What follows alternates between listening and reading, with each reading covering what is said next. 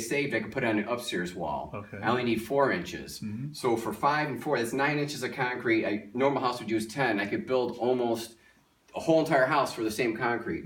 But now this is all inside. The pink is insulation. Okay. All the concrete is inside the heated envelope. And once you get it all to 70 degrees, it stays. Okay. A 1,400 square foot house, you'd have 300,000 pounds of concrete. Underneath the insulation in the basement, my first job was leveling off gravel. Nobody ever took advantage of the coolness. You're 6 to 8 feet down, never exposed to the element. You figure 3 feet of earth, that's 500,000 pounds of mass. Put a radiant loop down there in the summertime when your building goes from 71 to 72, you circulate the 72 degree water down, capture the 55. Do you have radiant in here? No radiant in here. I was Okay. in a hurry. I didn't put it, but this place, stays, cool in the summer, and in the wintertime it's 72.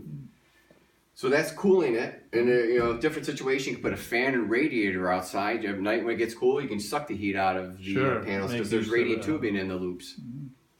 So this is what got me in trouble. It was said I was the first person to figure out how to store solar energy in the summer and reuse it in the winter. A geocell, geo-earth, a cell. Pink's insulation. If you picture a garage that was built alongside of a house, usually they put 4-foot deep frost walls. Put in the 10-foot deep basement panel wall and create a pit. A 30 by 30 room, 10-foot deep, if you filled it with gravel, it'll give you 1,000,000 pounds of mass. What do you do with it? Put 4 big boulders in there, wrap the boulders with radiant tubing, and in the summer when the sun's out, those big rocks, they get hot, they bring the energy to the core every day. It's like a battery, but hotter and hotter. But in the wintertime, you draw off of it. You can heat your house All winter. all winter. Wow. So now you got your heating and your cooling. Now let's get off the grid. Remember the grandfather clock? I call this the grandfather house design. This looks like a chimney chase.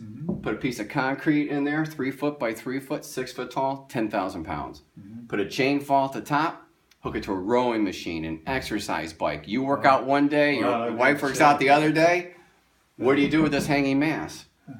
Problem with radiant heat, it's no air circulation. So there's houses I want to have circulate the air, put a ceiling fan, but on the outside the ceiling fan tips, put a big steel tube. It would take a lot to get that to spin, but once it's spinning, the kinetic energy takes over, hook it to this. To keep this from spinning out of control, put magnets on it. Make it into an electrical generator, so now you can generate electricity, you get your health, you're off the grid. All right. Wow. Cool. And that's thermal mass construction. Nice.